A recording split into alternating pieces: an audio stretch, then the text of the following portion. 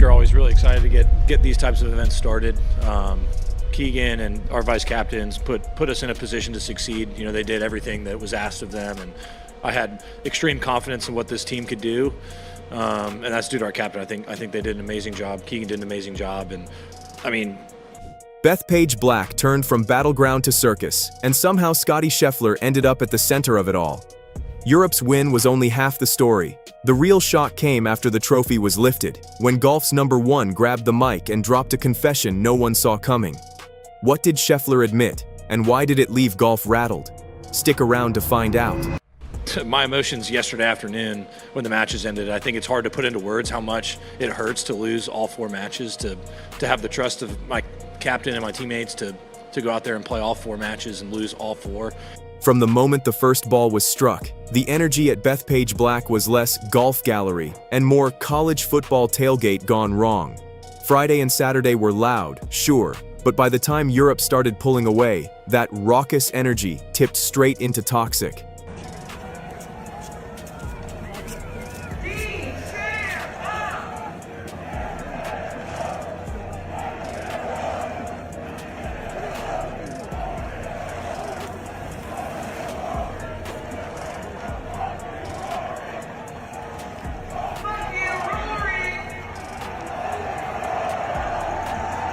Clips flew around Instagram of fans jeering Rory McIlroy mid-swing, booing European caddies as they walked by, and chanting like it was an SEC showdown instead of a Ryder Cup.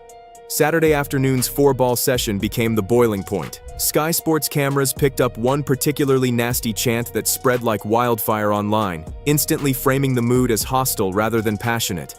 The atmosphere bled into play. European players looked distracted. American stars looked rattled, and the line between home advantage and hostile abuse had clearly been crossed. By Sunday night, Team Europe lifted the trophy in what should have been a triumphant celebration. Instead, the moment felt like it was drenched in bad vibes, with American fans booing as the trophy presentation unfolded. What was supposed to be a proud defense of home turf ended up looking more like a PR disaster for the PGA. The Ryder Cup had always thrived on fire and tension, but this felt like chaos without boundaries. If the Ryder Cup was a circus, Scottie Scheffler was its most unwilling clown. Entering the weekend as the undisputed world #1, Scheffler was supposed to anchor Team USA, the man to guarantee points and deliver dominance. Instead, he opened the event with 3 straight losses. By Saturday evening, the narrative had already shifted. The best golfer on the planet couldn't buy a win. Analysts circled his missed putts, his shaky foursome pairings, his inability to ignite momentum. Passion or pure chaos? Did Bethpage fans go too far? Or is this just what makes the Ryder Cup electric? Drop your take in the comments. Scheffler matches it. And when Europe finally clinched on Sunday, Scheffler didn't duck the cameras. He stepped into them. His announcement wasn't flashy, but it was seismic, calling the week one of the lowest moments of my career. In his post-match interview and a reflective Instagram post, he admitted he'd let his teammates down, his fans down, and himself down. That vulnerability, rare for golf's stoic superstars, became the viral headline. No, he wasn't retiring. No, he wasn't blaming the crowd. Instead, he offered something almost scarier: honesty. He promised to learn, to come back stronger, but the tone was unmistakable. Scheffler had just been broken in public. And in a sport obsessed with individual brilliance, watching the world's #1 implode in team play struck a raw nerve across golf media. Was this a blip or the start of a bigger unraveling?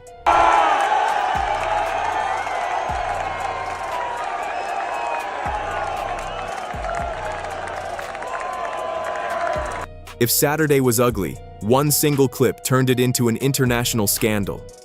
As Rory McIlroy walked off during the 4-ball session, a beer cup sailed from the crowd and struck near his wife, Erica Stoll, splashing her in the process.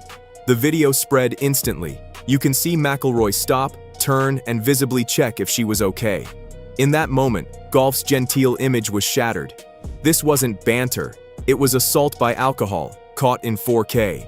Social media lit up in outrage. clips reposted with captions like "disgraceful" and "ban these fans forever." McIlroy himself didn't hold back, calling out the abusive atmosphere and asking security to step up. Team Europe's captain, Luke Donald, went on record saying the crowd had crossed a line, while commentators like Tom Watson offered public apologies for what they called shameful conduct. By Sunday, the beer throw incident had become the symbol of Bethpage chaos, splashed across headlines, dissected on talk shows, fueling endless debate about alcohol at golf tournaments. Was it just one idiot in the stands, or a symptom of a crowd completely out of control? The answer didn't matter, because the image had already cemented itself. This Ryder Cup would forever be remembered less for putts and drives than for a drink tossed in anger. A tournament built on honor had instead produced the sport's most viral disgrace.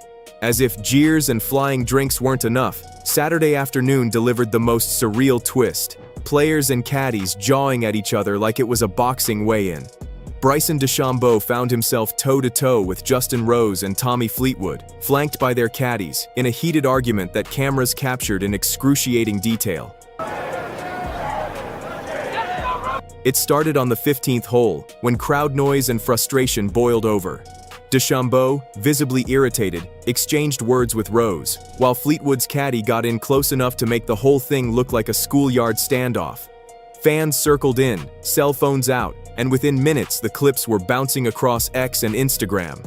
Analysts tried to spin it as competitive passion, but the optics told another story.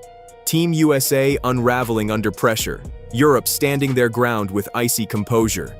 Even Scheffler's camp wasn't immune, with reports surfacing of verbal back and forth near his group as tempers spiked. Ryder Cups are emotional, sure, but this felt like a full-blown soap opera with golf clubs as props.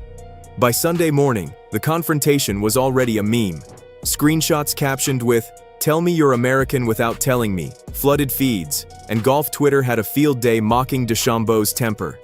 In a tournament drowning in chaos, the player-caddy standoff became Exhibit B, proof that Bethpage wasn't just out of control in the stands, but inside the ropes too.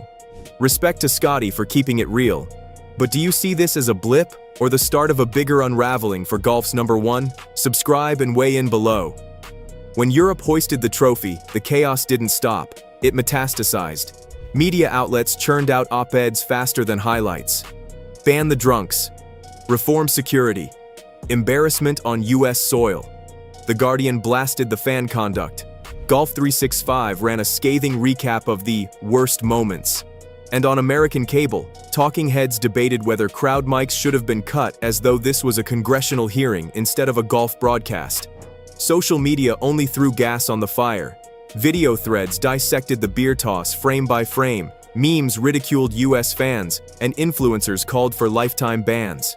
Former US Ryder Cup legends like Tom Watson even issued public apologies, saying they were ashamed of what unfolded in their own backyard. Meanwhile, tournament organizers scrambled, promising reviews, audits, and future improvements. The standard PR foghorn when things go bad. But the damage was already done. Instead of celebrating brilliant golf, the sports world was chewing over security failures, alcohol sales policies, and whether the Ryder Cup was turning into a soccer-style powder keg. In the end, the narrative wasn't about Europe's win, it was about American fans losing control. Bethpage had become a case study in how a crowd's passion can drown the very sport they came to celebrate. And that became the Ryder Cup's global headline. Not Europe victorious, but golf humiliated. So where does golf go from here? For Scottie Scheffler, the answer came in a rare moment of humility. His announcement wasn't some dramatic mic drop, but a quiet recognition. This was a failure, a lesson, and a scar he'd carry into the next chapter. He vowed to learn, to come back stronger, and for fans desperate for a narrative, that promise is now the cliffhanger. For Team USA though, the issues run deeper. Chemistry was a mess, pairings failed, and leadership looked shaky under the spotlight. Analysts are already speculating about captaincy shakeups before 2027 in Ireland, while whispers of culture change circle golf media like vultures. The PGA and DP World Tour are equally under pressure to police crowds, sober up the atmosphere, and draw a line before another tournament spirals into viral disgrace. The stakes are clear. Golf can embrace the roar or restore respect. but trying to do both might break the sport entirely. For now, Scheffler's quiet reflection and Europe's champagne-soaked celebration bookend a Ryder Cup that will be remembered not for birdies or pars, but for booze, and brawls. Bethpage Black delivered passion all right, just the kind nobody wanted on the scorecard. Europe got the trophy, America got the shame, but who do you think really lost the Ryder Cup? The players, the fans, or the sport itself? Let us know in the comments and stay tuned, because the fallout is just beginning.